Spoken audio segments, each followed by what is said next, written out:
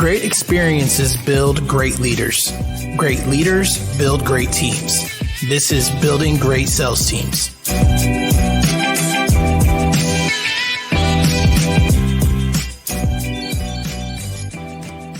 All right, guys, welcome back to Building Great Sales Teams. This one is different. It's audio only. So this one is not going to be on YouTube. Well, it'll be on YouTube, but it'll just be a static picture. And the reason I'm doing it is because I'm just like in a flow state right now. And these are this is a subject matter that has stemmed from conversations that I've had recently. And so I want to talk about liability of having a sales division or a sales-centric company and a sales team. The landscape for W-2 versus 1099 employment is forever changing and shifting and moving. Okay. And so understand that the following is not legal advice. The following is Doug Mitchell's personal opinion on how you should structure your sales positions and some of the things that you need to put in place for your own sanity and for your decision-making abilities. Okay. So let's start with W-2 versus 1099, the great debate. All right. And understand there's two sides of this coin. There's the legal side and what the IRS says. And then there is the mindset side and,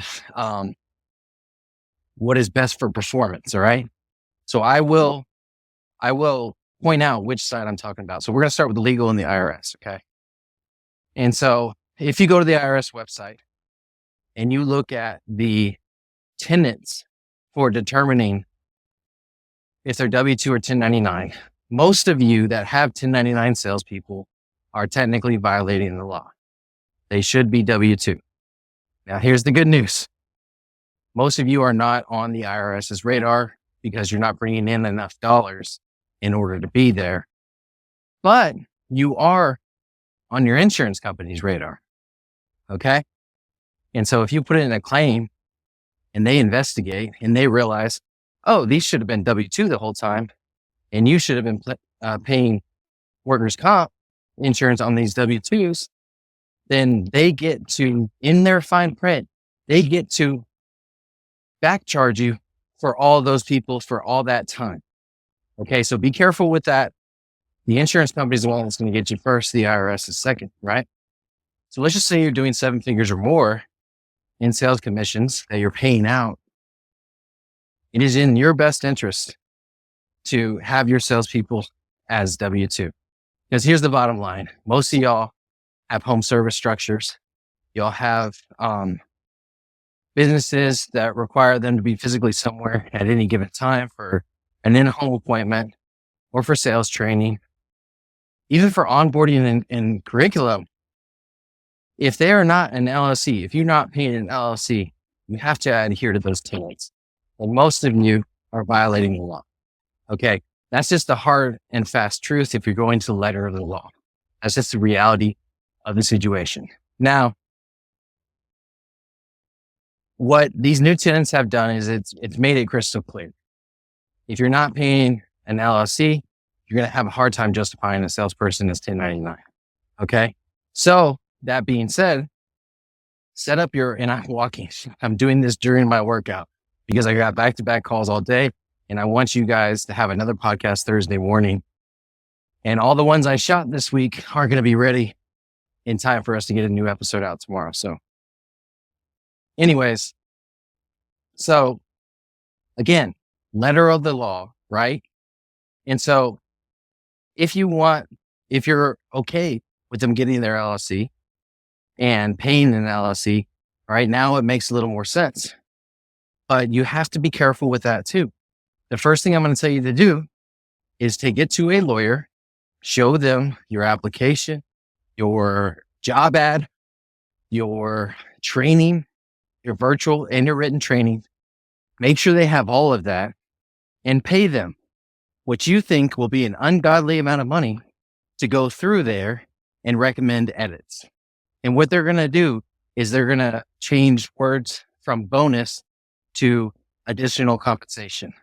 They're going to change words from these words that the IRS looks at as employee-centric words when you use them to non-employee-centric words, right? And so, by the way, if you use the word bonus with your 1099 salespeople, that is a red flag for the IRS. And they can immediately, based on that language, audit that relationship, and probably you'll end up paying back taxes on it. So the same way the insurance can require back premiums, the IRS can pull back taxes. That's what you're trying to avoid in this whole situation. Okay, so go to the lawyer. Lawyer does an audit, change all your words, your terminology, and unfortunately, the way that you manage these people too. Okay, because even if they are an LLC, if the majority of their work comes through you, the majority of their payments come through you, then the IRS is going to look at them as a W-2 employee. And so understand that you need that salesperson, if they get any kind of other compensation, to run it through that LLC so they can mix the payments. And so it makes more sense that way. Okay. Even then though, you have some room to fight it because they are an LLC versus a 1099 contractor. You wouldn't have any room to fight it. Especially if they are paying for other services from that LLC, like tax consultations, like marketing, like gas, vehicles. If they put their house on Augusta rule, they pay their kids. Now it makes a lot more sense. It's operating like a business. Okay. All that being said, so you set it up in the way you do this, you set it up in your opportunity structure to where, in order for them to become a certain title, right? And that title needs to be approved by your lawyer. In order for them to get to that level, they have to have an LLC. They can work with the company for 30 days without it. And then after that, they have to spend the $500, $600 to get an LLC. All right. So that's in there. Now it is, guys, motivation mindset side. We're switching now from the legal to the motivation and mindset side. You, the salespeople that understand the concept of an LLC and understand taxes and that get educated on all this stuff, and you educate them, they will stay longer. They'll be stronger salespeople, and they will be smarter with their money because you're educating them on that. I always tell you guys, bring in experts to educate them on taxes, educate them on money management, educate them on investing. Okay. So mindset, motivation wise, they start in LLC. Look, you're going to have good enough people, strong enough strong enough role players that you don't need to micromanage. Okay. If there's a few things, in my opinion, if you need to do these things, then you should just make them W-2. You should just bite the bullet, pay the extra 18% and make them W-2 and take it out of the commission. If they're W-2, now they're getting a base pay. You know what I mean? So they don't get as much as in commission. It's very simple. We don't have to make it this big deal that everybody makes it, right? And if you are making it a big deal, it probably means that you're not able to manage money very well. So you don't have the money to pay them that base for any period of time, unless it's tied to a sale. And if that's the case, then you really need to evaluate your business and whether or not you should be hiring people at all. Always have a 90-day buffer of payroll. You know, I've been terrible at this in the past. You know what I mean? You either learn from your wins or learn from your losses. And most of my lessons came from losses first and turned into wins. Anyways, so there's a few things. The first one is if they can't purchase an LLC themselves, they should probably be W-2. They can't put the money together. They can't get their life together enough. Purchase an LLC and do that. They should probably be W-2 anyways. Side note, you cannot have a salesperson W-2 and another salesperson 1099 at the same time. They have to be completely different positions, completely different departments. If they're anything close to each other, the IRS will use that as a thread to pull on and get those back taxes. because they love getting those back taxes. Okay. So the first one is if they don't have the mindset, motivation, and ability to purchase a W-2, an LLC. The second thing is if you feel like you have to micromanage them, then just make them a W-2. So you can tell them how long they work, how many hours they work, where to be and when. Just make them a W-2. This goes for everything. If it is a fairly entry-level position, it probably needs to be W-2. And then they can transition to contractor long-term. If your sales process, the longer your sales process is, or the shorter your sales process is, the more likely they should be W-2. And this is because that it's easier for them to pay for themselves. The longer the sales process is, the more likely they should be 1099 because they're going to have to manage relationships. They're going to be taking people out to eat. They're going to have expenses that go with that. And 1099 makes more sense from a tax liability standpoint.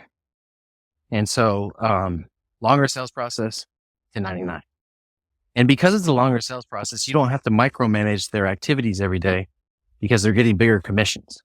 Higher the commission, LLC, lower the commission, W-2.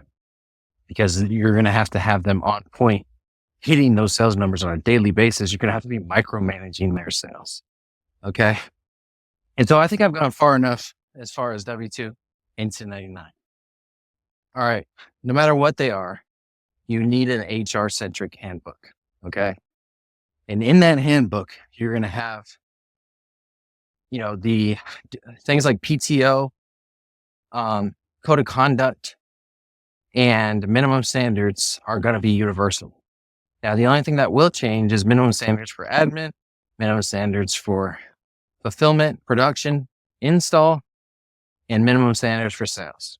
Okay, let's just speak to the sales because after all, this is building great sales teams. So I understand that when it comes to making decisions, the more decisions that you can lean on policy, process, procedure, SOPs, the more decisions you can lean on those things, the better decision maker you will be. Imagine that your brain as an entrepreneur has 10 good decisions per day in it, right? 10 good decisions per day. Imagine you don't have any systems, processes, SOPs, policies in place, and you have to make 10 decisions every day based on something that happened between two employees, or based on, all right, I'm going to keep this guy around even though he was late 3 times this week. Based on, we should spend money on Facebook ads instead of recruiting. And so you're making these decisions every day. And what happens is, let's just say after those 10 good decisions, your decisions go to crap and you want to stop making decisions. Okay. And so this is the problem when you have a business and it isn't set up on systems, processes, procedures, and SOPs, because you have to make a decision on every one of those things. Now, if you have a process in place, then you can point to the process. The process makes the decision. Okay. And as long as you're auditing those processes, procedures, policies, SOPs quarterly, then you're going to, they're going to be the best possible solution because you've audited them every quarter, as long as you're auditing them quarterly. So you have 90 days of data to improve that policy, procedure, or SOP. So what it's doing basically is now, instead of those 10 decisions I had to make today, I only have to make 6 because 4 of them, I can look at the policy, procedure, SOP, or process and point to that, and we can just follow that. Right? And so that's the idea behind being an entrepreneur, having to make decisions every day. And then guess what? When you get home and your wife wants to talk about the vacation y'all are taking in 3 months, and you're like, that's 3 months away. I got to make 3,000 decisions before that. I got to save all my decision-making ability for tomorrow when I'm going to have to make 10 more decisions because I don't have any policies, procedures, and processes in place. Then you're going to have to tell your wife, I can't do it right now, man. I'm just mentally checked out. I'm burnt out. I'm tired. Whatever excuse you want to make, at the end of the day, you have what we call decision fatigue. Decision fatigue happens when you don't have systems and processes in your business, and then your family ends up getting the least of you. And the decisions you have to make every day, because as an entrepreneur, that's what you get paid to do. You get paid to make decisions. Those decisions you have to make every day are bankrupting you mentally and emotionally for your family. I'll say it again. Those decisions you're making as an entrepreneur every day, giving you decision fatigue. At the end of the day, you go home and you don't have anything left. It's because you don't have systems, processes, policies, procedures in place. So the sooner you get those in place, the sooner you can show up for your family. Now, I say all that to say, you need an HR handbook. You need minimum standards in your company. And what that HR handbook does is it reduces the liabilities that you are subject to when you don't have one. When you don't have a handbook in place, you don't have a policy on missing work. You don't have a policy on sexual harassment, and you don't have a policy on not meeting minimum standards. So it's all up to the history of your company. And you know as well as I do that some people get more chances than others. And guess what? Labor laws decide when some people get more chances than others. They're deciding that you are discriminating. And if you're discriminating, then they can sue you. They can give you fines and penalties, and you can pay out your ass and your business goes under. Liabilities. Liabilities is something I talk about a lot because I have exposed myself to them most of my career in some shape, form, or fashion. The only reason, if you're saying to yourself, I've never been sued, I've never heard of this stuff, I've never had this happen to me. The only reason you haven't yet, it's not a matter of if, it's a matter of when. It's not a matter of if, it's a matter of when, if you do not put these things in place as soon as possible. I'm going to end up saying the same thing over and over again. So I'm going to wrap this sucker up. I'm not going to lie. It is challenging walking at this speed and doing a podcast at the same time. And so this has been interesting. It's definitely a concept that I'm going to continue because there's something about moving and talking. Motion creates emotion. And I'm just loving this episode so far. And I hope you guys do too. And if you do, as always, please like, comment, share on these clips, on these episodes. Share this with someone you think needs to hear this that doesn't have an HR handbook, that doesn't have minimum standards in their company, that doesn't hold people accountable, that are bringing their company down. Liabilities, minimum standards, processes, policy, procedure, all things incredibly important. And then they sound so boring. They're not sexy. It's not 10x ROI on your investment. It's not buy back your time. It's not all this sexy stuff. It is some of the basics of entrepreneurship and the why and the pain and the loss behind if you don't do these things. You know what I mean? Like I've been through it, all the bad and the good side of these things. Luckily, the first time I got sued, I had an HR handbook. I had documented history of that employee underperforming. I had all that stuff in place. My wife was our HR director at the time, and it was all policy, written and documented. So even though my wife was the HR director, they couldn't say shit because we were following the policy that we had put in place years before. Anyways, I'm going to wrap it up, guys. I appreciate you. As always, thank you for your support. And I want to shout out people that I know listen to a lot of my episodes, like Brent Knott, like Mike Bauer, I know there's more. I know there's more of you out there. But hey, drop a comment every now and then. Drop some support or a review. If you haven't done a review yet, definitely do that. And I'll keep getting these episodes out. Appreciate you guys. And as always, let's get building.